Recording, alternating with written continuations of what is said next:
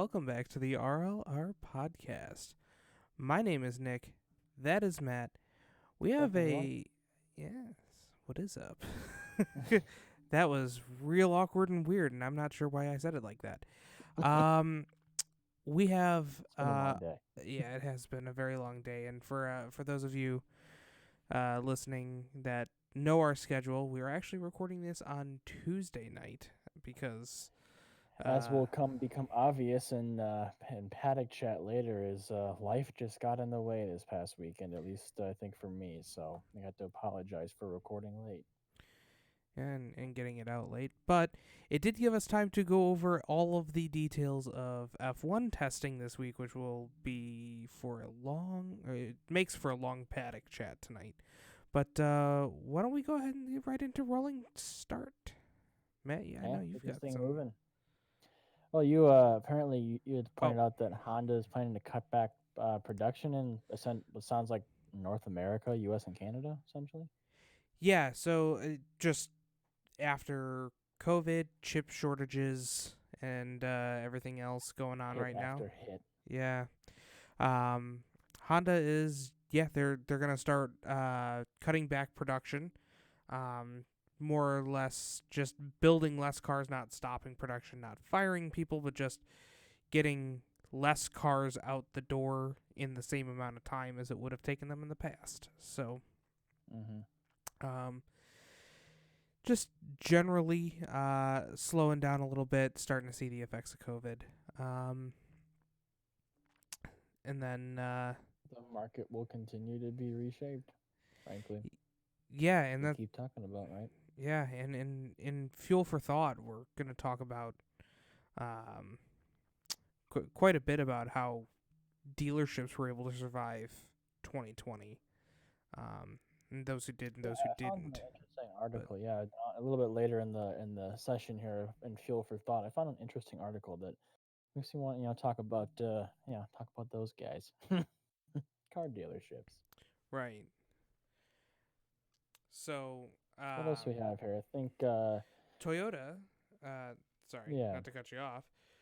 okay. Toyota in China at the Beijing Auto Show, which I don't know if it's in person or I don't virtual. know. I'd have to double check on that. But they are teasing a Model Y slash Volkswagen ID4 competitor. So, small crossover SUV, all electric, which will be very interesting in my opinion, especially if we see it, which I'm sure we will over here in the States. Hmm. Yeah, yeah, be cool. Lots of cool stuff coming on. I think it's other cool stuff. You found something about an electric transit van? Yep. So Ford. So the Transit van for More those. electric everything. Yeah, I know. It's a very electric episode. Um, Yeah, essentially, the Transit van's the number one selling van. Oh And by yeah. van, I mean full size van in the UK and as well as around the world. But It's um, wildly popular. they are wildly popular I think in. that's an understatement, frankly. Yeah, they are wildly popular in Europe. And with everything with the EU and UK going to the green initiative with electric cars, Ford has announced that they will be doing an all electric transit for those who still need a van but don't need the use of petrol, as they call it over there. Hmm. So Yeah. I see on the list that Audi is following in Volkswagen and Porsche's, well, not Porsche's, but the Volkswagen footstep, I mean, would make sense, right? Given given the the ownership. conglomerate. Yeah, but I think I actually misread this when I first read this article from Road and Track. I had read it as they're going to be stopping producing internal combustion engines, but apparently the current CEO of the company has confirmed to the German news outlet Automobile Vach. Something like, sorry, I don't know German. His name is Marcus Duzman, if I pronounce that correctly. They will no longer be developing a new internal combustion engine. They're going to focus on adapting their existing internal combustion engines to meet ever changing global emissions. So not quite the change my brain told me initially, right? But definitely a shift. Obviously, no new internal combustion engines produced by Audi. Just they're gonna work with what they got, and I'm sure the day will come where they will start phasing out internal combustion engines along with other car manufacturers. So times are changing, frankly. Definitely What do you changing think? in a lot faster than I expected them to. Right? Like that's not something I frankly, ever until COVID happened. That's not something I ever expected a mainstream brand to ever announce. Would you agree in that kind of idea, Nick? It's certainly on the dock and it's certainly slated for the future, but given how quickly things are changing, it still takes me by surprise a little bit. Yeah, every time I hear it, at least, I mean, some of the more iconic history is with petrol engines, and to hear them move into Yeah, all electrics is always, it's always a little bit of a shock. But then, you know, like I said, I hope it pushes the market along, and I hope it shows, yeah. on the engineering side. I think they're playing the long term game, like a lot of people are, frankly. So we'll have to see. And as emissions rules get stricter and stricter around the world, we'll see how we have to change our internal combustion engines to comply. So it's a changing world. Another thing I saw that is interesting. Apparently, Kia has an interesting way of keeping their customers safe. They want their owners to park outside for their vehicles that might catch on fire. Oh, that's so nice of them. That, So apparently, Kia has recalled almost 380,000 vehicles for quote fire danger, and they have told the company has said that it's a circuit in the hydraulic electronic brake control unit. That's a lot of jargon. And where the unit can apparently cause excessive current and it increases, of course, the risk of a fire. So they said, quote, owners should also park them away from structures until repairs are made. Thanks, Kia. Thanks for keeping us safe. Thank you for this PSA. I think it's hilarious. Oh man. oh, So wow. this is I didn't see what model it is though, frankly. I'm looking and trying to look online to see it just says currently recalling specific Sportage SUV models from 2017 to 2021 and Cadenza sedans from 17 to 19 in order to repair the issue. So please park those vehicles outside just in case. You don't want to have a fire inside of your dwelling, and that could be bad news. Also, good opportunity to check your smoke detectors. Yes, it is, as we observe daylight savings times, which we shouldn't here in the U.S. I don't even get me started on daylight savings time, but nonetheless, still a good time for that. You are correct, Nick. Ah, yes. Something that makes me quite happy as we round up rolling start here. Apparently, we've seen some Ford Mach E price reductions. So apparently, with Mach, listeners know that Nick and I were not big fans, shall we say, of the Mach E for a number of reasons. Heritage being, I think, one of most, the largest reasons. But apparently, Ford wiped out a $10,000 dealer markup on Mach E after Twitter protests, which that makes me happy. Twitter can be used for good.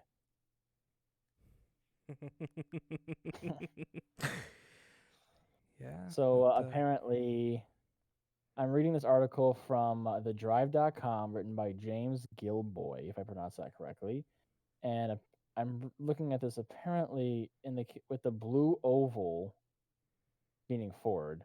mhm. Obviously the Mach-E was long awaited and sold right and blah blah. Apparently there's people comparing like obviously that to a Tesla and if it's worth the price, it's cheap or whatever. Apparently Ford found out that get this, an Illinois dealer was letting a Mach E First Edition sit in the showroom with a $10,000 markup and basically told that dealer to cut the crap. So Oh my word. Guess where this was happening, Nick? Oh no. Where? Bob Rorman, Schaumburg Ford. that's uh Oh, that's a little close to us. that about splits the difference between our recording That's locations. interesting. I know that dealership. That's hilarious. The Mach I'm quoting this article. The Mach E at the center of this debacle is being sold by Bob Warman Schaumburg Ford outside Chicago, where a prospective buyer was reportedly allowed to sit in the car but not test drive it. That led the buyer to share a photo of the Mach E's window sticker, complete with a 10 grand markup online, where it was tweeted by the drive. And the EV expert John Volkler, I can't pronounce his name. I can see a picture of the tag, and I kid you not, it shows the like written like someone took the sticker, the car window sticker, and with their own hand wrote plus $10,000 quote market adjustment, and then adjusted MSRP to $69,400. Hmm. That makes me happy to see. At least the Maki was made cheaper because that's wow. This is not good. Why do dealerships have to do this? I guess because people are willing to pay, right? But at least this one time they got called on it, which is actually makes me pretty happy. Well, I mean, we see dealers do markups all the time for highly sought after Yeah, vehicles. and those deserve it. The Maki does not. At least I that's don't I my don't I don't scientific. necessarily know that anybody deserves markup over MSRP unless Wasn't for a that brand new happening with vehicle. the Corvette too when it first they were selling like for thousands over sticker price? C8s, C7s were that way as well. Yeah. It's good to see them It's not fully an knocking this down. yeah, it's not an uncommon practice. The Supra was the same way. A lot of Toyota dealerships were charging Oh, yeah. well over MSRP for those. And then people get in their right minds and stop paying for them. Hopefully. Seems Well, yeah.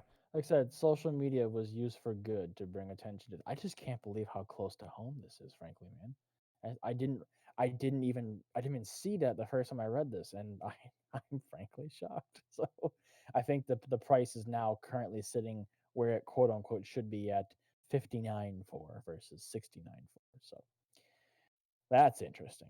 The last thing I want to get your opinions on in Rolling Start is we had a lot of hoopla over the past week about the 2022 Jeep Grand Wagoneer. And have you seen the images of this thing? Yeah, I have. I have to And say, initial thoughts for me over here is, did we ask for this? Question mark. But when I look inside, I am pretty impressed. yes. The exterior looks decent. Like I'm not going to say it's groundbreaking, right? But the interior is impressive, to say the least. I have initially favorable opinions of this Jeep Grand Wagoneer. Wow, I'm looking at these interior these is in. I'm Y- sure that the press car is a high trim model and whatnot, but these interior apparently they seem like they're going to be targeting. I'm not sure what the price is. I don't think that's been fully released yet, but based on the interior, they're going after straight to Range Rover. I think. Oh, easily. I In that mean, range, without if not, question. yeah. Oh, here I have a price. So the base Wagoneer will start at 57,995. The Grand Wagoneer starts at 86,995 US dollars. And then you can step up to the Grand Wagoneer Obsidian, where you'll pay $98,995, while an absolute top of the line Grand Wagoneer Series 3 will ring you up about $103,000 900 or $103,995. And I Jeez. believe they are starting to take deposits, and they'll be starting to be delivered in the second half of this year. I gotta say, it's expensive, right? And I gotta be honest, I can't imagine myself ever paying this much for a Jeep. But I can't get past the look of these interiors that I'm seeing on the photos, the press photos. It's just wow. It looks well done, to say the least. We'll see. I truly wonder how this thing will sell. I Yeah, I think it makes me think of like a Navigator, right? Like a new Lincoln Navigator, how that kind of took everyone by storm. I wonder if this will do the same. yeah, I'll be interested to see. I don't know. Anyway, I think that's unless you have anything else, I think that's all I have for things I've found for Rolling Start over the past week. Yeah, not a Shall we? huge, automotive week, but I think we Nah, should. do you want to switch it up a little bit? Do you want to move on our thing, or do you want to maybe like down the jetway first? Just to, what do you think? You know what? That's not a bad idea. Why don't we go to Down the Jetway? Do you have a fancy introduction for us this week? You know, I don't. Let me just Okay. sling my jacket over my shoulder and meander Oh, down the Jesus, jetway. here we go. Down the Jetway it is. Oh, look at that! I found one. I promise these are literally off the top of my head. So they're that. I know that they're horrible, but I can't stop. Yeah, so kind of short news week. Very unfortunately, since we are recording on Tuesday, earlier today there Yeah, was a small plane crash in Florida that did end in some fatalities. So, um, thoughts and my prayers out thoughts with and the prayers to the yeah family. to the family of the 4-year-old boy who was killed in that accident. I kind of wanted to take a moment to discuss small aircraft accidents, if that's okay. Yeah, sure. Um, so a lot of people see commercial air travel. People who are scared of commercial air travel obviously take big notes into this. Um, I just want to make a note. Majority of these cases is not um, a major malfunction with the plane. It's usually a pilot who didn't Hmm. make the right decision at the right time. And being that smaller planes fly closer to the ground and don't have a lot of the same fail safes, the double redundancy that commercial air travel has. That's why we see more of these. Um, Obviously, it looks that there is video out there. I encourage you, if you are interested in this, don't actually watch the video. I know it's a big Yeah, click item for uh, exactly. the media. I know Yeah, it people doesn't are mean that interested, small but aircraft are unsafe. I think I see the same thing even amongst my own, friends and family. Is it doesn't stuff like this doesn't mean that small aircraft are unsafe. I think a lot of people are, unfairly afraid to fly in small airframes, and it's not, the news doesn't do a great job to paint, I think, small aircraft in a great light when stuff like this happens. So doesn't mean it's unsafe. doesn't mean it's unsafe. And at the same time, just do keep in mind, if you do watch the video, um, that someone did perish. In fact, I believe multiple people did, including a child. So, um, Did you part happen to see? Is there anything released yet on potential causes of no, the crash? NTSB and the FAA still have to do quite a I bit of wouldn't think it's this investigating. early, but if you happen to, I guess, haven't caught anything yet. If we No, see something, by next week, I think if it catches our eye, we might bring it up. But we're not gonna. I don't think we want to dwell too much into it, frankly. Right. right. Still, Um, not me without question, sad, and some prayers go out to everyone who's been affected by this, and definitely not something you want to see in your news feed. So no. Um, moving on to something a little more, little different. Let's go. Feel like we keep starting, down the jetway with something negative. Let's move on to some more positive stuff then. yeah. So, for those of you who are big in the aviation industry, you will recognize the two names Widrow and Rolls Royce. Now, people who are also interested in cars are probably going, "Wait, Rolls Royce, like the same Rolls Royce?" Yes, the same Rolls Royce. Yep, Um, they make engines. they do. They are a huge manufacturer of jet engines, and Widrow, again, same, concept there. They are releasing, or getting ready to release, by 2026, an all electric small regional commercial airliner. Now, we've seen this in the past. Airbus got in on it, Bombardier Yeah, got in on it. A lot of news on electric, aircraft. Obviously, I think we talk about it Yeah, once every week at this point. right. And electric aviation, I mean, it's no secret that planes are large polluters, especially the air, Hmm. since they are in the air. Um, but no, I think it's very interesting from what I've been reading about it. It looks like this might be the most feasible test. I don't think it's going to happen by 2026, but Hmm. all the power to them. I know there's a lot of funding that's being pumped into Well, electric those aviation got right to. now. I mean, yeah, with all the players getting into it. Well, I mean, I think we could very well see something along the lines that we're seeing in the automotive industry. The amount of players getting into the game seriously could very drastically transform the space quickly. More quickly than we've seen previously. So I think it's cool. We'll have to see, like anything, we'll have to see what happens, and we might see some developments sooner rather than later. Frankly. Yeah, especially with this news. I mean, again, Rolls Royce, huge manufacturer of jet engines. If they're getting behind it, it'll be very interesting. It'll be fun to see. Yeah. I got some quick news about good old Gulfstream Aerospace. They've been awarded almost $700 million in contracts to support the fleet of the multiple different models in the fleet of aircraft used by the U.S. Air Force, the U.S. Army, Coast Guard, Marines, and the Navy.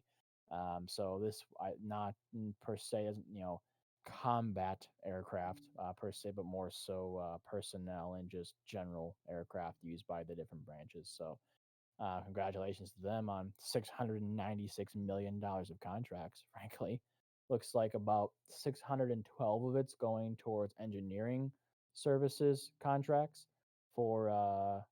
Let me see. Is it 10? It's a 10. It's essentially a 10-year renewal. Sounds like more of the same, and another $84 million is going to contractor logistics support, which is going to be a 4-year contract extension. So, congratulations to them. But besides that, I don't think anything else, in Earth's atmosphere caught my eye this week. How about you, Nick?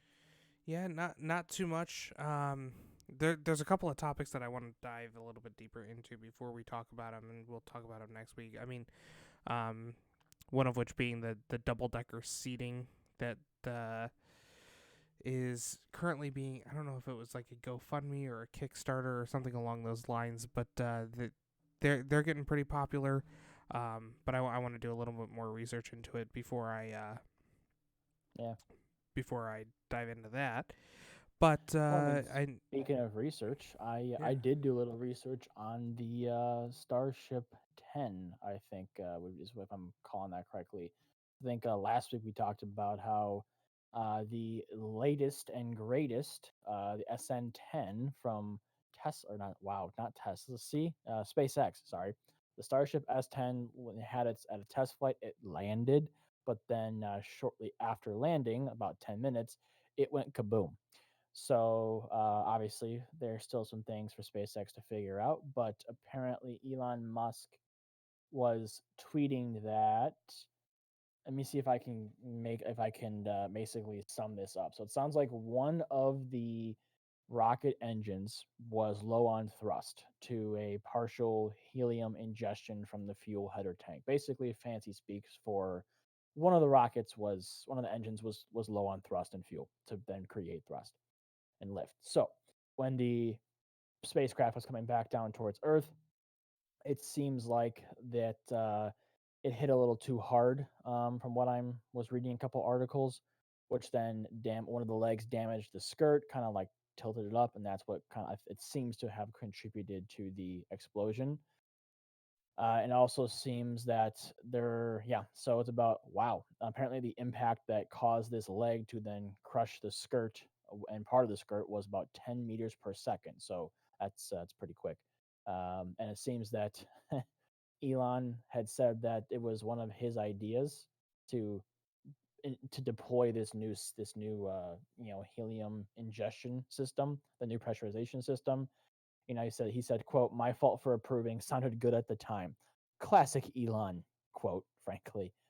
what we come to expect. So it sounds like they're trying to make changes. They're going to fix it for the SN11.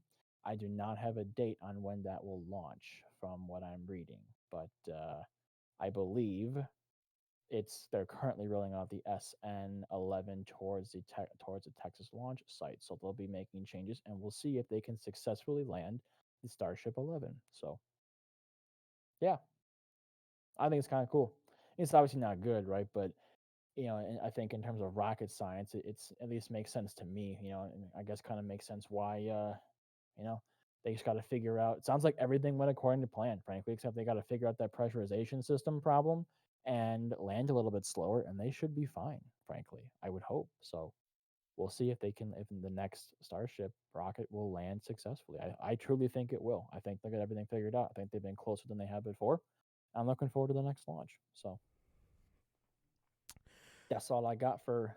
I guess technically that's still in Earth's atmosphere for now, but For now. for Yeah, that's now we'll true. see.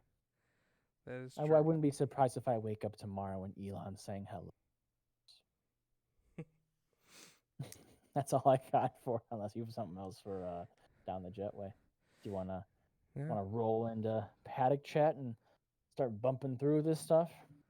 Yeah, or do you want to hit our longer fuel for thought first and then go over all the end with all of the Eh, extra?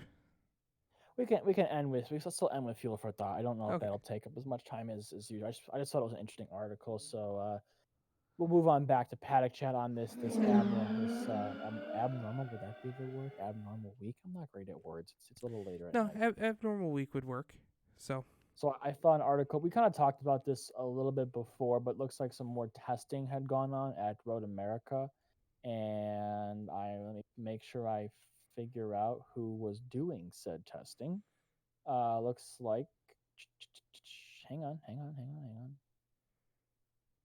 So it looks like I think Truex was testing at Road America, and apparently there's good impressions. Obviously Road America is very different than a lot of the even road tracks that NASCAR races at, but apparently he's saying that it's really interesting. He had never even watched a race on Road America. I think the day before he had watched 5 minutes of a Porsche going around the track, but he said that when he thought it would be pretty straightforward, but when he got on track, it was very cool, and he really likes the long wide straightaway, but there's a lot of really quick speed changes. I think there's one particular corner. I don't know what corner it is off the top of my head, but where he's going 185 down to 30, and he said there's a lot of very high speed corners. It's going to be a lot of fun, and it seems like we're I getting could a lot of good almost imagine impressions. that being either what is that one, two. I don't know what he doesn't say what I corners. think I think it's either turn 4 or Canada corner, because either well, how fast was he going when he said he had to go down to 30? 185 to 30. I don't think that would I'm gonna be. guess that's Canada corner because I've I don't think that's turn four. I think. no. Well, turn 4 is pretty sharp and it's after a long straight, but Yeah, there's not even any. There's not even, like, I figured there'd be pictures, but there is a video on the article. I'm not gonna take time to watch it. Maybe that would show me, but for am I now, it thinking of turn seems like 4 or turn more. 5? Hold on. I think more good news is coming out of the NASCAR drivers currently testing on Road America, and I think it'll be a great race. So happy to Sorry, see. yeah, I'm talking about turn 5, not And the reason, yeah, okay. And so the reason why I bring it up is I know we talked about this before, but apparently the reason why they're again testing is NASCAR officials and Goodyear are still determining the final tire combination for the May weekend race. So they are looks like they're quote unquote finishing their preparations for race at Circuit of the Americas. So it'll be fun. I'm looking forward to it, frankly. yeah. So are you talking about Road America or Circuit of the Americas? I think I said Road America. I meant Circuit. That would be why I'm looking at 5 and I'm like Canada corner 5. I'm like I've taken Yeah, the see, long you know what straight coming happened? into Canada corner at 160 and had to get down So to 30 I real will quick, but admit fault here. I have a couple, as Nick knows, I have a couple tracks on my desk, like 3D printed race tracks, and the one on my right, that where my computer is, that I'm literally staring at, is the Road America track. and I think my brain saw it and said, "Hey, write Road America." So Instead of Circuit. Okay, Circuit yeah, of the Americas, different story. That makes complete sense to me now yes, because yes, yes, I yes. was thinking about it. And My bad. I'm I like, let me move these tracks behind my computer so I can't see them, just to make sure we're okay. you put Road America in the notes too. I did. I told you I saw the Yeah, track and my brain said Road. I might have to move these off my desk when we record just in case. They perpetually live on my desk because come on, the cool. I've got, for those wondering, I have a track I Road America, and of one of my favorite F1 tracks, or a lot of people's, frankly, Monaco. So yeah, it's look, I might be getting me a spa track here soon too. So be kind of fun. They're cool to have on your desk. I had them in my office when I used to work in an office before COVID, and now I brought them home. So they live on my desk. But moving on in paddock chat, we do have some sad news. I don't want to, dwell on this for too long, but Murray Walker died. So I don't know the day. Do you know the day that he did die? I think it was was it yesterday or 2 days ago? Was I it believe it announced by was F1? Sunday. The Sunday? So was that 2 days ago then at this point? Because it's Tuesday. Murray Walker, famous F1 announcer. I mean, he was the voice of, ye olde F1. He made it. I mean, plain as day, he made F1 fun for so many people, and he will be greatly missed. He will always be a part of the F1 legacy. I don't know what he passed from. I don't believe that was announced, but he will be greatly missed for sure. Yeah. Apparently, my Yep. microphone decided to mute itself. I apologize. Yes, very much so. Condolences to his family. He will very much be missed as the voice of F1. Um, I'd argue he's one of the most, probably, if not the most, one of the most recognizable voices of F1. And I was without a doubt. on Monday night. I was watching. I have F1 TV Pro, and I recommend getting that for any F1 fan. It's well worth the cost. And I was watching some old races and also some snippets that I found online, and it's his. You can just tell his enthusiasm, and it's electrifying, frankly. And he'll, like I said, he'll be sorely missed. Wow. Absolutely. So, Moving on from that, do yes. you want to hit So, us the next couple things? yeah. I So, don't know what this feels like. Fernando Alonso is set to obviously make his F1 return this season with Alpine, And taking um, part in testing.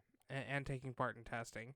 But he will have to race this season with a titanium plate after his cycling accident. Yeah, So I would imagine that. I was reading some stuff FM was putting out. It seems that he himself has said that he'll be ready. It won't affect him, and we'll see. I mean, it's still unfortunate, right? But I do think that it won't bother him. I think he'll push past it, and it's kind of weird though. He has got a rate with titanium in him all season. Rather unfortunate, but I'm sure we'll see some great performances out of the champion there. absolutely, yeah, I'm excited to look Moving forward to that. moving on, I think Nick's chomping at the bit here to get to testing. So moving on, the we actually didn't talk about this last week because we had so much to talk about, as what's been happening the past couple of weeks. But the FIA has released their crash report on Romain Grosjean's Bahrain crash. And in layman's terms, from what I was reading, it seems that when Grosjean went their official crash report, right? Obviously, we know there was a huge fireball. Grosjean was stuck in the car for, was it 18 or so seconds, if I remember correctly. I I could be think wrong, but that I seems think to it stick was out in my longer head. than that. Eight, for some reason, the number 18 sticks in my head. It could be. Oh, I was wrong. 27. I don't know where 18 came from, but it's 27 seconds. So even longer than that. He survived. Obviously, he's been testing Indy cars, so he's getting back to normal. But the Hans, the driver helmet, the safety harness, the survival cell, the seat, all of the halo, all of the protection items performed according to their specifications to keep the driver alive. That their survival uses, right? So what it sounds like is when he went through the barrier, the powertrain of his car essentially detached, separated from the survival cell of the car, When that happened, the fuel tank inspection hatch on the left side was dislodged, which then led there to be one or two places where the engine fuel supply was torn from the fuel tank safety bladder and allowed fuel to escape from the car, from the tank essentially. There was also damage, significant damage to the ERS, the energy recovery system battery. And when he went through the barrier, then a fire obviously ignited, and then we saw what we saw. So it seems that the fire was ignited in the final moments of the barrier impact, but obviously that all of that happened in a split second. He was in the car for an extended amount of time. And I think what I'm taking away from this report is all of the safety devices worked as they were supposed to. The survival cell, the harness, the helmets, the halo, all of it. So it's a testament to the engineering of these cars to survive things like that, but also a testament to the stringent safety standards that the FIA puts in place that keeps these drivers about as safe as they can be in the frankly dangerous job that they have. So yeah, that's all I. It's a lot, but it's worth reading. I like getting the nitty gritty and that kind of stuff. So I like to know why things happen. So it was a good read to kind of put some thoughts to bed, as it were.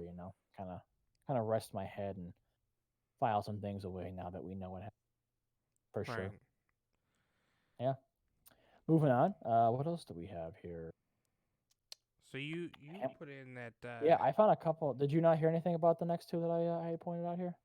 I heard a little bit about it, and the next point was exasperated by testing. So I'm gonna let you run. Obviously, I'll give my input, but I'm gonna let you do Yeah. most of the Okay. talking until we get to testing.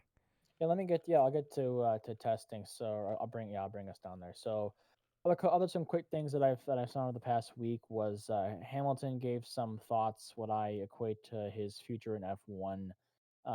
Apparently, even if he wins a record eighth championship, that's not the only thing he's looking. As we know, he signed a 1 year contract, so it remains to be seen what'll happen next year. It sounds like even if he wins an eighth championship, a record eighth with Mercedes, that's not enough to keep him in racing in F1. It seems that Sir Hamilton is really after his love for racing.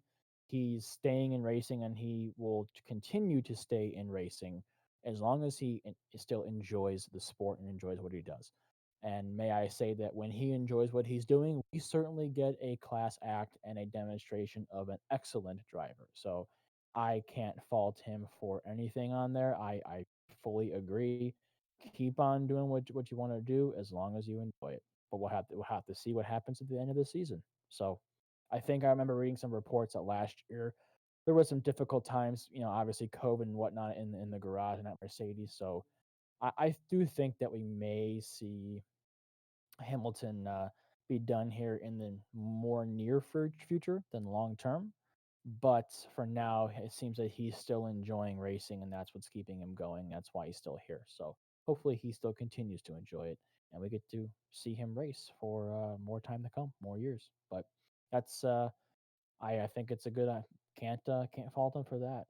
Unless you have any thoughts, Nick, on that one? No, I mean not really. It seems to be some pretty standard contract negotiations with him Yeah, and Mercedes. I kind of like to hear that he's not all about championships, frankly.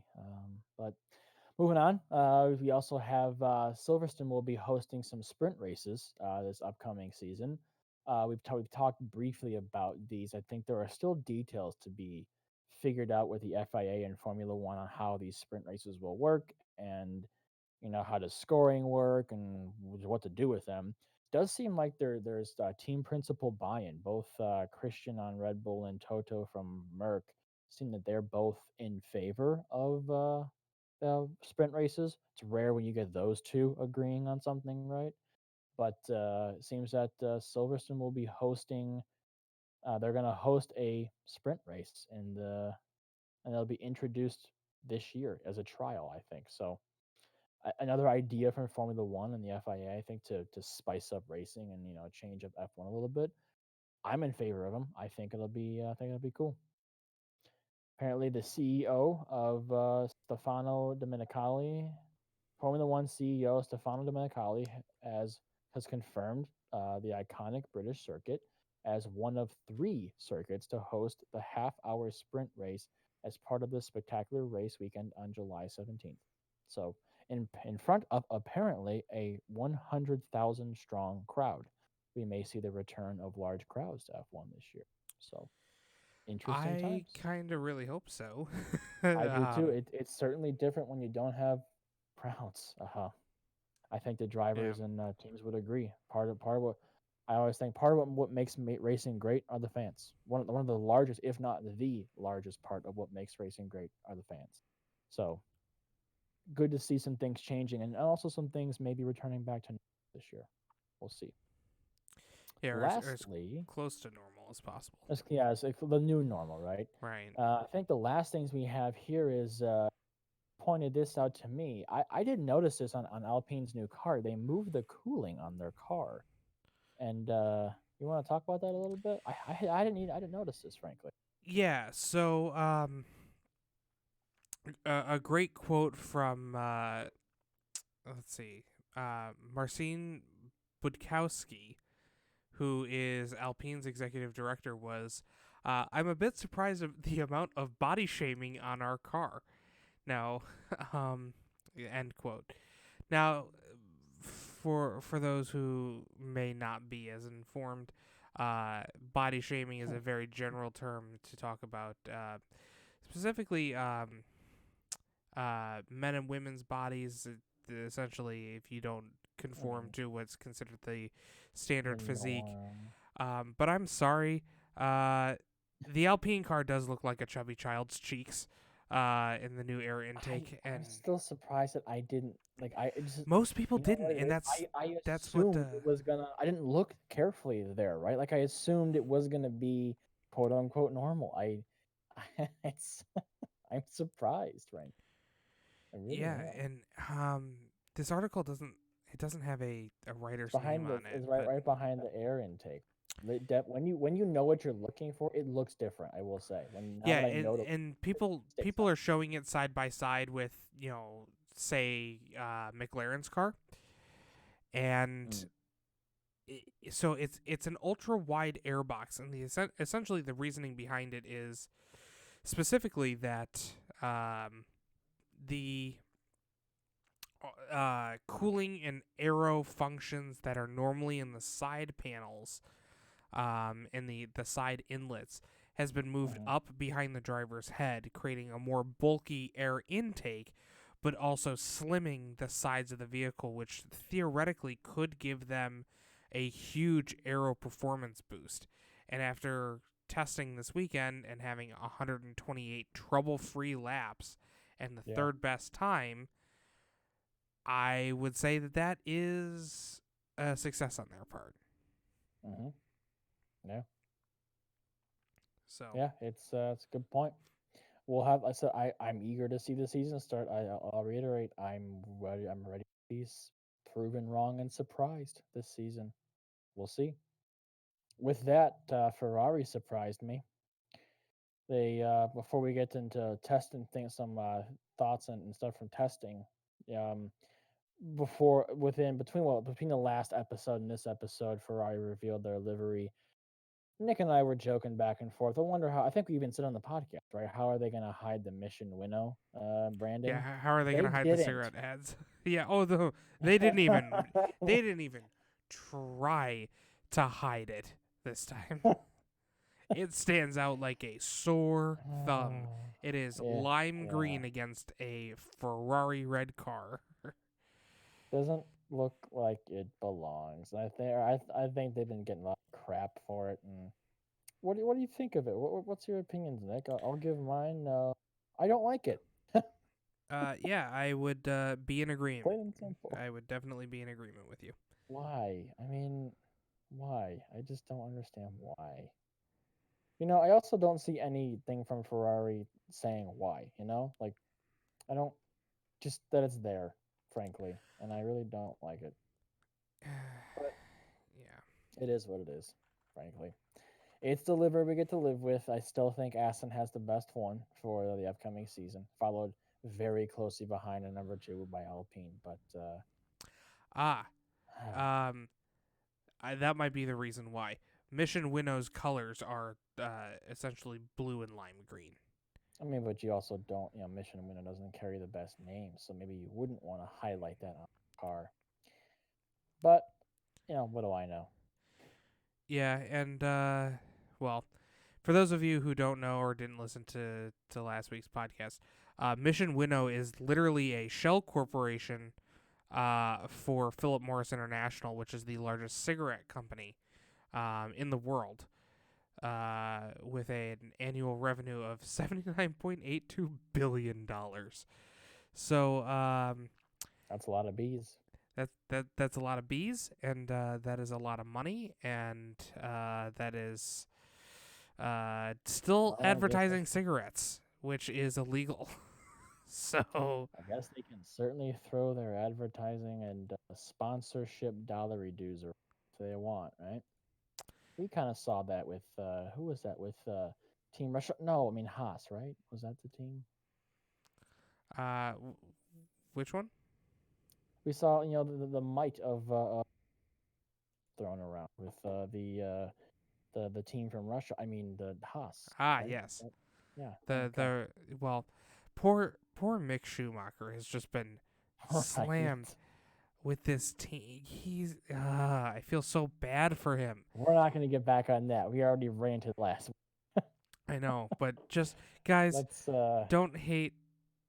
Literally, don't hate the player, hate the game. Don't hate on Mick Schumacher just because his don't teammates. hate the player, hate his bankroll. No, don't. Well, no, hate that specific player. I actually don't hate anybody, but Fine if I have to play nice. yeah, don't. We're not advertising to go hate anybody, but I do No, encourage people to certainly do their not. research into what Nikita Mazepin has done and why he's bad for F1 in general, and why Well, anything. maybe it's a good segue into just talking about testing because I will say, flat out that I am not yet caught up. Life kind of got in the way when I intended to focus on testing the last ending days of last week. So I am not fully caught up. So we'll probably get some of my, like you said, initial reactions to things, and I will, be investigating over the course of this next week for my enjoyment. But I did remember reading and seeing that apparently we saw some aggressive driving, said Mr.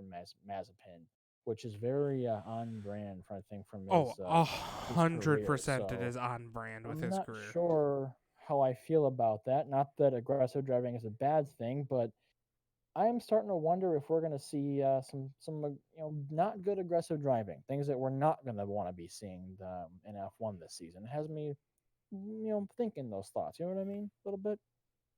If it's already Yeah, coming out in testing, then what are we going to see this season? When it quote unquote matters. I'm wondering. right. Well, it Like I yeah. said, time will tell, right? One of my favorite things to say. Yeah. Time will tell.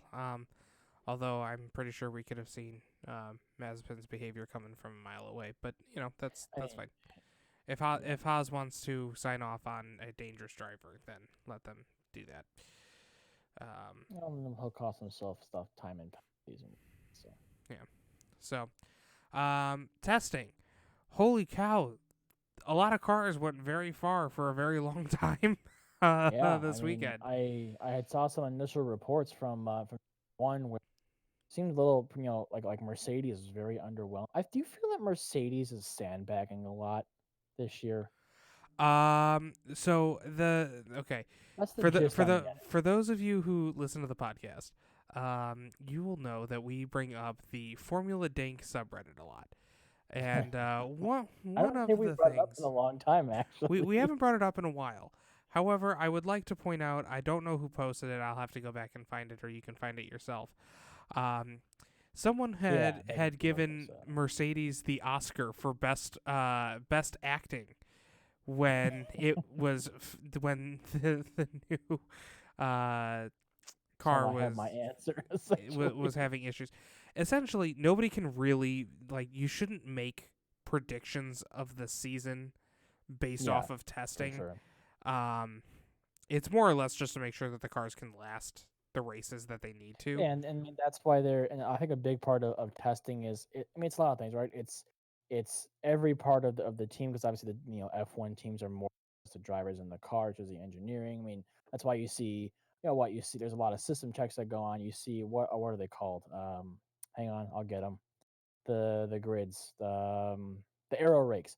Like if you saw like those, well, frankly, rakes that look like on the cars, Yeah. they're testing their, they have virtual predictions of their cars and virtual models. They're testing if that lines up with, the real world aerodynamics. There's a whole lot of stuff that's going on. So, like you said, Nick, it's, one thing I learned, after last year is testing is not necessarily an indicator of how the season is going to go. It's No. it could show some things, like we saw with Alpine. I think Mercedes ended up doing well. We saw some great performances out of AlphaTauri. I mean, it could be show some indicators, right? But by no means, it's written. Nothing's written in stone yet. So, No. but That being said, who knows the cars better than their drivers? true. So some of the driver feedbacks out there, um, Lewis was not happy with the way that the car was handling, which not Oh, it. really? Yeah, he really was not happy with it. There were a Was he couple of spin? things. I saw. Wasn't he on the bottom of the leaderboard after day one, day two? I remember looking at Yeah, some but point. at this point, Mercedes wasn't going for time. They were going for fixing the, like, they had the electrical gremlins. Like when Mhm. George Russell was driving the car, on the same track. Mhm. There were some electrical gremlins. I know that there was a pretty nasty wipeout from, and obviously no accident, but just a nasty wipeout in general from Lewis Hamilton. And obviously Yeah, I they're remember testing seeing some new that. aero packages, some new ways of going about the car, the way it That does looks, remind and me. There's a lot of talk about floor design, and I think McLaren had come up with a really clever changes to their rear I. diffuser, if I'm remembering. Yep, I'm gonna Red get Red there. Bull's floor was being, or am I skipping ahead? See, the Yeah. things I know, I might be skipping ahead. I'm sorry. No, you're fine. You got me excited now. I want to talk Oh, about this. I know. We'll get there. I promise. And I'm probably gonna say that a lot. We'll get there. I Um, don't want to wait that long. I'm impatient. I know. Trust me. I know. Um, so starting with some driver reactions, obviously Lewis wasn't necessarily that happy. Um, Oh darn. Seb said that a younger him would be very nervous right now. However, he has seen plenty of people kind of come around. Plenty of cars turn around to be better during the season. Hmm. I think the, I mean, Aston Martin Cognizant is going to have a very healthy car this year. Very competitive car, which I'm excited. Really? I'm very excited What about. makes you say that? I haven't seen anything really from them, so Besides obviously the major, um, essentially the major floor changes, which it does reduce downforce for everyone. That was kind of the idea behind the floor, to make things a little bit more competitive and to get some Mhm. more innovation, like we saw with Alpine moving some stuff around so they could change the aerodynamics of the floor, Or McLaren's rear diffuser and or that kind of or stuff. right, or McLaren's rear I diffuser, think which we'll even talk Red about Bull in did some detail. But trickery with their floor. I remember reading that Red Bull was very secretive of the press footage, and a lot of, I think, what was a yeah, lot of attention paid to their floor design, and Mercedes as well on the day of. right. But before I lose this topic, we will get there. Um, so Seb, he said a younger him would be very nervous, but he's much more willing to go through the whole process, see the changes. I think they're definitely going to have a competitive car, and I'll get into that in a minute. Um, George Russell, obviously driving for Williams this year, he said that there's really no sign based off of the testing that they have pushed towards that midfield that they're going for. And he's kind of Hmm. predicting a yo-yo where they might be mid, they might be um, more towards the back end, but definitely improvements from last year. It'll just be, um, obviously them. Williams is going to have a rough year this year in general, just Yeah. with everything else going on, and now them potentially splitting from Mercedes, and not having the leadership team that they've had for years and years and years. It will be Yep. very, very interesting. Um, I know Lando mentioned just the car generally feeling better, especially with their new engine.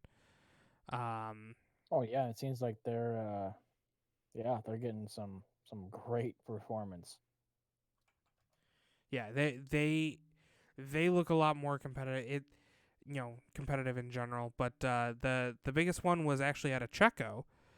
Checo said he really sees that maybe not necessarily him, but Max could really give Mercedes a run for their money this year, and not just a run for their money in the first 5 laps, and then all of a sudden it's Lewis by 45 seconds. It's Hmm. we might see a lot of back and forth battles for first place between Lewis and Max this year. So What about I was hearing in terms of you talking about drivers. What about Yuki? I was hearing some things about him Yuki was on putting the down last great. day. Yuki was putting down fantastic times in the AlphaTauri. And AlphaTauri actually went the most number of laps out of Yeah, I anybody think on Yuki did Sunday. what, like north of 180 laps or something, if I remember reading. Total AlphaTauri went more than 180. I believe he was somewhere in Oh, the, okay. but he was in the car for the longest time. Yeah, even more than Gasly. Yes, and Interesting. now I think remember this is he's his gonna be a rookie good. year, so he's got to get used to the car and the way it Yeah, drives and but with everything all, like that. I'm seeing stuff like that. I think he did really well from what I was hearing. Again, it's just I haven't done as much research or seen as much to have the opinions that you have right now, Nick. Right, but I think we're gonna see some great things out of Yuki in his rookie year. I'm based on some of the articles I've been reading last night. Seems like things went very well for I him. I Just would even I would even say that AlphaTauri is probably going to dominate the midfield this year. really Yeah, interesting. I think Hmm. I think Yuki definitely has the ability, the skill level. He's got everything that AlphaTauri needs to dominate the midfield, I think it's a provided great. that their car can hold up I to the think we have challenge. some great pairings this year. I mean, again, sad to see Alex gone, but you've got Max and Checo at Red Bull. You got the powerhouse at Merck, obviously. Those two, I think, are going to be a great pairing at AlphaTauri. I mean, there's a lot of. I think we're meeting Leclerc was even saying that now that I guess quote unquote the aura over at Ferrari is totally different and even better than is way better than last year. Which Well, read into that the way you will. I'm not going to go into that, right? But I still think that there are really great pairings this year in terms of driver lineup. And, it's not just, I think as we saw last year with Red Bull, right? It's not just about the best driver who's quote unquote number one. They're a great team. It's really a team effort, right? If obviously you have Valtteri, who's a great teammate for Wow, Sir Hamilton, and it's a lot easier on the drivers when they have a teammate that's up in the pack with them and this running at near the same pace to be able to help defend and kind of bring the challenge to different other constructors. So I'm I'm really happy for this coming year. I'm really looking forward to the end of this month. Really am. I really am too. Um, Just from feels good to be back. yeah, from the ownership or team principal standpoint, Hmm. Toto Wolff said that after this weekend, Mercedes has found the hair in their soup, quote unquote, um, with their Yeah. preseason testing struggles. Um, I Didn't know. seem like Red Bull had a whole lot going on. I think there seems things went according to plan with Christian and whatnot. I think things went according to plan, but I also think that they were holding back a little bit, more or less just getting the car running. Well, I would Um, expect, like the top players, I would expect Mercedes and Red Bull to kind of sandbag each other and kind of, hide back a little bit. You want to, you don't want to go flat out in testing, right? You want to save a Right. little bit. For those who might not know, sandbagging is basically deliberately underperforming to not show your car's true potential, essentially in testing. And it seems like Mercedes did quite a lot of that. So yeah. Yes. Now, um, another. So Christian Horner didn't really have a ton to say.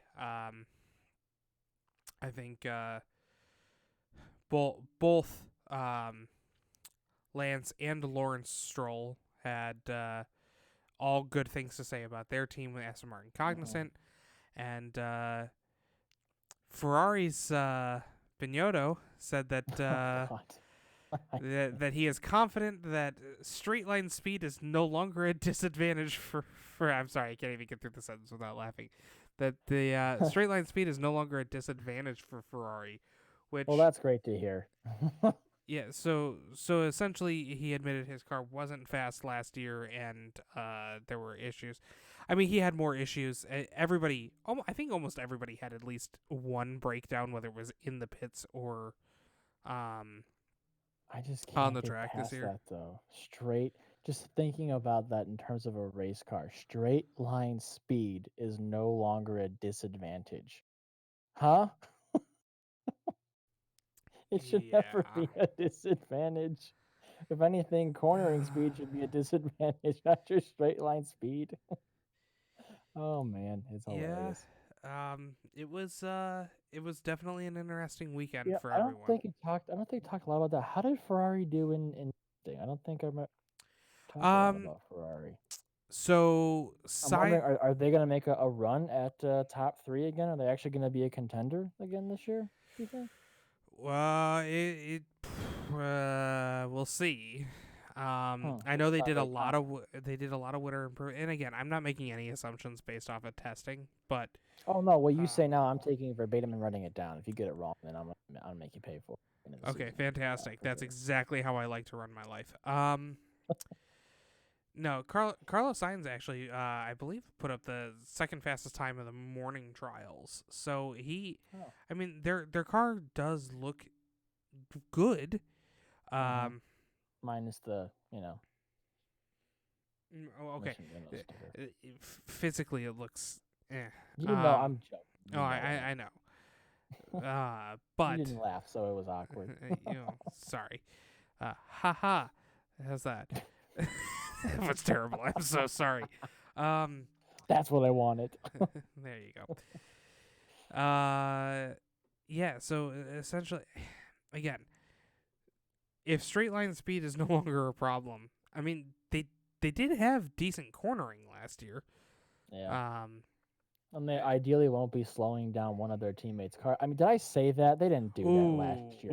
those are fighting words, Matt.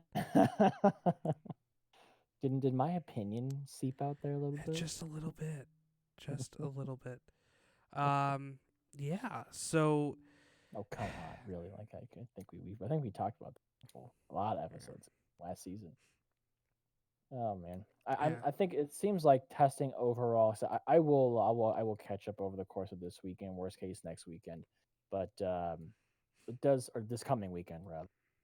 But it does seem like things went well for most teams. There was definitely, I think, some winners and losers in terms of who was most, who performed the most, who had the most issues, and that kind of thing. But it.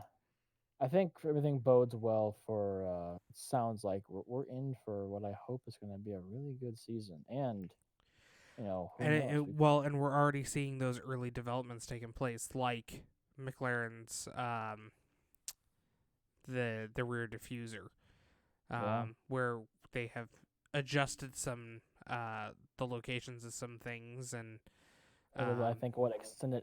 They were sneakily able to exploit some stuff in the rules and extended a little bit farther out past the car. Would get a little more downforce as well. It seems like cars have been able to pick up, with the decreased downforce overall with the floors. Seems like a lot of teams have been able to come up with some floor designs to counteract that a little bit, or some other interesting design choices to get a little more speed. It's going to be just goes to show that it might look. I mean, one thing that I people who don't really know F1 always ask me is, you know, like Indy cars look very different than F1 cars, and for some reason they still think they're the same. I don't understand how you do, but like F1 cars aren't even all the same. They look quote unquote the same, but when you start really getting into the nitty gritty of things, they're not all the same. And it's changes like Alpine's or McLaren's floor or the rear diffuser that could make the difference, frankly. The way airflow travels over those cars, downforce and grip handling, it's not just all about the driver and the power units and stuff like that. And that's what I kind of like about it. I love the engineering of it. Pinnacle. It's the cutting edge racing technology. So I don't know. That's my rant on that. Reason why I bring it up is Yeah, I because I just literally had someone yesterday and today at work said poke fun at my love for F1 and how all the cars look the same. Don't worry, I politely explain to them why they're wrong. um I hope you're being truthful and politely, but you know, Well, fine, mostly politely. there you go. We both walked away. Put it that way. So Yeah. because I won. So I think that the number one thing that we're gonna see this year is some wacky, and when I say wacky, I mean it's not gonna be like, oh, we found out that wearing a Christmas hat on top of our helmets is going to make us drive 5% faster. Like that, I'm not talking No, wacky but like that, a Christmas but tree on top. Will. well, you never know. So, um, it just seems like a lot of drag to me, honestly. Um, but I think we're gonna definitely see some interesting aero improvements. If anything, it's going to be all wacky aero this year. It seems like we're gonna see a really good midfield battle too, right? I think the aura I've been getting from the what little I've seen as after action reports is I feel like we're going to have a really good midfield battle, and we're also going to have the top contenders of the midfield kind of nipping at the heels ever so slightly of, the top three contenders, who I frankly expect to be Merc, Red Bull, and Ferrari. But I do think that I think Ferrari will figure out some stuff that was wrong. I think they'll be back in the top three contender spot. I'm hoping for a really good midfield battle. I think testing is showing that the midfield teams will be doing so, and I'd love to see some surprises from say like Williams and whatnot. You know, young George Russell. That would be very cool. Yeah, yeah, it's definitely going to be interesting, and yeah, I do also want to throw out there, just while we're on the topic, did you know that the four I don't know if they're the four youngest anymore with Yuki, but four of the youngest drivers on the grid also have very popular Twitch streaming accounts? I did not know that, but I'm not surprised, frankly, given the popularity of Twitch and whatnot nowadays. Yeah, Charles Leclerc does tend to dress like a banana quite often. Um, Lando Norris actually has a huge. He's really big into Call of Duty, which was very interesting to me. Um, it was an absolute joy the other night when I caught George Russell's stream as he was in his Fanatec Racing setup, just dominating in F1 2020, the video game, at 110% difficulty, and he was just gliding past everyone like it was nothing. And that show that he is an incredible talent Oh, on and absolutely. off the track. Absolutely. And surprising. Well, I guess technically he's no longer even on the grid, but Alex Albon also has. They call themselves the Stream Brothers. They're like the four of them across their teams, across their Yeah. team dividing lines, and Alex is no I would longer like to think in some of that's some good participation. But stuff. I'm sure that those streaming platforms and their following already existed, but I like to think that COVID also helped. Being shut down when we couldn't see any racing at all, kind of helped pave the way for a little bit of that as well. It kind of drives some of that new viewership to stuff like that. So it's kind of it's cool to see that. I think of it in a much better way. You know how like when you're in school, you can never imagine your teachers outside of school. Like they must live under their desk, and that's all they do. But right, they actually have real lives. these racers, you see them on the racetrack, but they have fun too in their own personal lives, and I Oh, think it's pretty absolutely. cool. Yeah. Very weird, probably a weird analogy, but that's what popped in my head. So I think that's yeah, a perfect it's analogy for it. I don't tune into streams a whole lot. With as I'm generally always I work a lot of hours generally every day, so streaming is not something that I get into or maybe even have the time to focus on. But maybe I have to start finding time and tuning into this stuff because obviously it certainly sounds entertaining. Frankly, I would like to see Banana Man again a couple times. Yeah. Well, COVID really brought out the characters in each of the drivers. So Yeah. but yeah, I guess that's gonna wrap up Paddock Chat. Well, one Um, last thing I'll say is I think that we're gonna have for Pat. I'd like to say one last thing, real quick. We are what's today, the 15th, 16th, right? Of 16th. March. So let me see the calendar here. You know what I'm realizing? Guess what? To end Paddock Chat here, we have one more until we're back. We have one more Sunday recording session until one more week. We are back. Yeah. First race, March 28th in Bahrain. Bahrain GP. I'm looking forward to it. It's close. Yes. I'm really looking forward to this year. I'm remembering my comments at the end of last season, and I do think I'm going to be proven wrong. I think this is going to be quite an interesting season, and not just a placeholder season with more of the same. So I'm very eagerly awaiting when the lights go out on the 28th.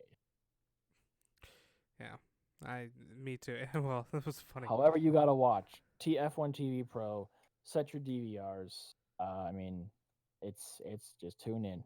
Let's get back to let's go racing again. Yes. Absolutely. So, With um, that, I think there's one more thing I wanted to get you to talk about, and maybe a little bit of fuel for thought this week. I don't think we did it last week, so a little bit of fuel for thoughts here, right? As we round out this week's episode. Apparently, we all know that 2020 car sales tanked because, well, 2020, but dealerships in large part had a really profitable year in 2020. I saw an article written, as this is an old article, it's not by any means, new over the past week, but it was from Road and Track, written on March 3rd by Mac Hogan, sorry. And it got me thinking that my brain was telling me there's only one way that dealerships, could make money in 2020. They just charged us that much money, right? I mean, like we talked about the Ford Mach-E, markup, right? Or at the top of the episode. And I was reading this article, and I gotta tell you, yeah, there was a little bit of that. Where he was talking about how I don't remember who he was talking with in this article. Someone from I think Automotive News, but yeah, one reason why dealerships had a pretty profitable year is because there was still demand for cars, even more so in the pre-owned car market. Cars weren't being made right in the same pace that they always have been because plant shutdowns and in the heat of the COVID, right? And so they when there was demand, they can still charge whatever they want, and people were willing to pay because they probably needed a vehicle, or they wanted to get something on the deal for after COVID. And that's logical, right? I don't think that's a surprise, frankly. Dealerships gouging on car prices. no. But the thing that did surprise me about the article is the second point that they talked about, which that being number one. The second reason, let me make sure I quote this right, is that I gotta find it, is a shift towards more expensive vehicles. They talk about things where the pandemic obviously didn't hit everyone equally, equitably, economically. I think that's the word, right? Lots of C's in there, lots of hard sounds. Yes.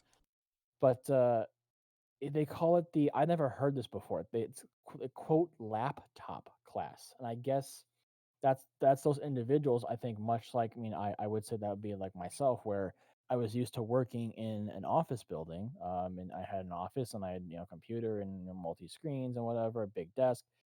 And then all of a sudden, when I came back from vacation, right about because because COVID hit, I went to working on my laptop. And I saw that was I brought my laptop home with me, and before I left for vacation, and I wasn't allowed to go back to the office, and I was fortunate to be able to essentially continue doing my job to the point where once I got a couple technology pieces up and running, new monitors and so on at home, I was able to slide right back into normal and even maybe higher levels of productivity. And this laptop class that was able to, shift very easily like that, unlike things like in the service industry or other jobs that can't be done remotely, they had all of a sudden those people were really well off. And I would agree. I was lucky to be relatively well off during COVID time, and those people also aren't taking they're not looking for buying random stuff. They're looking there's a big shift in durable goods, demand for durable goods. These people aren't taking South African vacations, to gosh knows where, but they also then have the money for an 80,000, $90,000, $100,000 car. So they're buying, seems like part of that, dealership profitability is, margins on more expensive cars, which I found frankly really interesting. I did not expect to have that point of view in this article, and I'm wondering what your take would be on it because I was shocked when I read it in a good way, I guess. But like I said, not something I would have thought of, frankly. Yeah, well, I guess for me personally, I could kind of see it coming only just based on how expensive even just the average, what someone would consider the average car to be. Hmm. Um, with But these aren't even average cars. These are clearly, I wouldn't think that people would flock to, in a pandemic. But no, I don't know. I wouldn't say that either. But at the same time, I think people also started to value quality and durability, and you usually get that Hmm. with a more expensive luxury car. Um, Hmm. I would agree with that. a lot of people doing their research and stuff, but I think a huge piece of that is probably also, I mean, exactly that what was it called, um, the laptop class. Yeah, yeah. That's what they call the laptop class. Yeah, so eh, I could agree with that. If you're not going to spend money on a vacation, a car is typically a much longer commitment than a you know getaway vacation. Hmm. Especially with loans and stuff, and if you're buying a higher end car, but look at like the price of an F-150 base model pickup truck. The F-150 being the number one selling truck in North America, well, in the world, but number one selling vehicle in North America. Hmm. 10 years ago, you could buy one for 16 grand, and now they're Yeah. 35, 36 base model. Um, I currently have a rental Chevy Silverado, and I was surprised when I was signing off on the rental agreement and it has the sticker price of the car on there for liability reasons. If it was ever totaled, Yeah. the renting company. And on there, I was surprised. It's a pretty base model. It's got, excuse me, a couple of the upgrades. The Android Auto and automatic Uh-huh. headlights and stuff like that. Um, which, by the way, I apologize to anybody who has to be on the road with me at night. One, I know you love your bright headlights, but boy, are these things not aimed very. I was gonna say, I Yeah. think you know the car that I drive. I'm LED headlights that are also auto adjusting, so I don't blind people and they actually point at the road. Maybe I should have added that to my non-compromising thing. But I just find it. I Yeah. just was surprised, frankly. I figured I'm quoting some more stuff from this article, and it says that sales of vehicles priced between 80 and $90,000 US dollars grew 91% year over year in fourth quarter of 2020, according to JD Power. Meanwhile, sales evaporated at the bottom end of the market, the under $20,000 US dollar segment, which has been which has been contracting bit by or contracting, sorry, not contracting, bit by bit over many years, collapsed with a 30% year over year drop in the same quarter. The $20 to $30,000 segment shrank 7% over the same time, and the over $100,000 US dollars market grew 63% year to year in the fourth quarter, year over year in the fourth quarter. I mean, those kinds of numbers are just not something I expected, but I guess logically, I can understand why. I guess you make up a good point. You said, Nick, is as people had nothing else to do, and they had more. They had those who were more well off than others during the pandemic, and they weren't taking these vacations. Had more money for a more durable goods and a more expensive car, something that they'd want to last. Given the fleetingness of a lot of luxuries that frankly that we were able to enjoy pre-COVID, right? So maybe it does make logical sense. I just hadn't thought about it. I thought it was really interesting, frankly. I I love little I articles do like too. this that talk about just, as you can tell, we talk a lot about the trends in the markets, right? And I mean, we talk about how like we've talked often about COVID and the pandemic's influence on the EV market and the changing trends in the automotive industry and the aviation industry. But I would also say that this article talks about it as well. This doesn't seem like it's something here to stay, especially as vaccines become the norm. More people get them. We're all starved up, cooped in, and we can't. We're depriving ourselves of all the vacations and travel and all this stuff. We're going to be spending our money on other things now as things open back up. Doesn't seem like this trend is here to stay. Frankly, it'll more normalize, and we'll see a sharp drop in the buying of these uber expensive automobiles. But as people choose to spend their money on things other than cars, right? But I don't know. It's yeah. I fully expected to see any article about 2020 and dealerships being a non-profitable. And when I saw this hit my news feed, I'm like, I don't agree. I didn't think that would be the case. And the more I read this article, I just got drew into it. I was drawn into it, and it was just really interesting. It's worth a read. Again, it's Road and Track, written by Mac Hogan on March 3rd, 2021. It is well worth a read. I think it's very interesting, frankly. Yeah, but I think with that, is there unless you have any other thoughts, Nick? I think that's all I have personally for this week. That's same here. That's all I've got. But yeah, very excited for F1 to be back. Very excited to get back on schedule next week. Yeah, we'll try to we'll get back on task next week. A little bit of out of order. A lot of F1 news, obviously, right? So eagerly awaiting. And if you guys have any questions, anything we talk about, or if you want to suggest future topics for future podcast episodes, you can reach out to us at was it? I don't remember now. Podcast, sorry, at redlineresorts.com. You can also interact with us at Redline Resorts for our social media handles on all platforms. With that, I believe that's a checkered flag. We're happy everyone tuned in to listen to us again this week. And with that, I'm Matt, and that's Nick. And we will see you guys next week. Take care.